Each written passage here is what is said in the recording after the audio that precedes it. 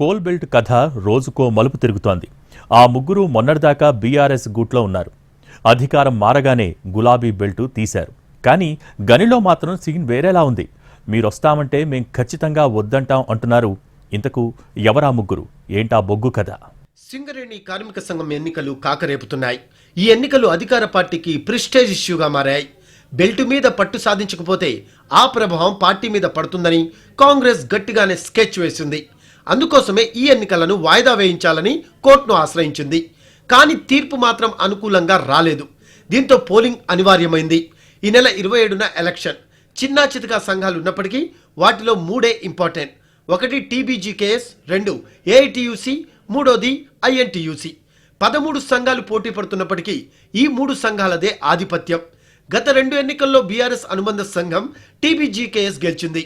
కానీ ఈసారి మాత్రం సీన్ రివర్స్ అయింది. బీఆర్ఎస్ ఓటమితో ఆ సంఘంలో ఉన్నవారు ఒక్కొక్కరుగా అధికార కాంగ్రెస్ అనుబంధ సంస్థ ఐఎన్టీయూసీలో చేరడానికి ప్రయత్నాలు మొదలుపెట్టారు. గతంలో ఐఎన్టీయూసీలో పనిచేసిన కార్మిక సంఘం నేత వెంకట్రావు అప్పట్లో బీఆర్ఎస్ అనుబంధ సంస్థ అయిన టీబీజీకేఎస్లో చేరారు. చేరగానే ఎమ్మెల్సీ పదవి వచ్చింది.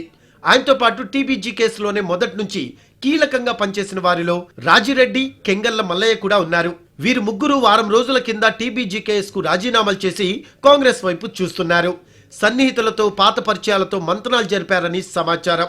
ఎలాగూ అధికారంలో ఉంది కాబట్టి గెలుపు పెద్ద కష్టం కాదని, గెలిస్తే అక్కడా చక్రం తిప్పొచ్చని భావించారట.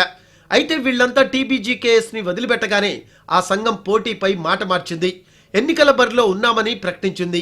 ఎందుకంటే టీబీజీకేఎస్ వారి వల్లే పాడైందని, వారిని వదిలించుకునేందుకే టీబీజీకేఎస్ ఎన్నికల్లో పోటీ చేయవద్దని చెప్పిందని, తీరా వాళ్లు వెళ్లిపోయాక ఎన్నికల్లో పోటీ చేయాలని నిర్ణయం తీసుకుందని ఆ సంఘం నేతలే అంటున్నారు.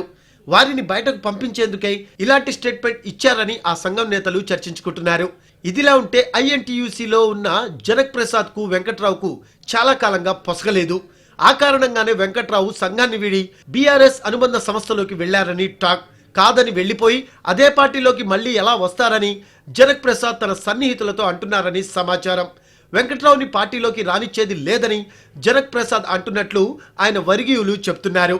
ఎలాగైనా ఐఎన్టీయూసీలో చేరడానికి ఆ ముగ్గురు వీలైనన్ని ప్రయత్నాలు చేస్తున్నారట. ఖమ్మం, కరీంనగర్ చెందిన మంత్రులతో పాటు ఏపీకి చెందిన మరో నేతతో కూడా రాయబారాలు సాగిస్తున్నారని సమాచారం.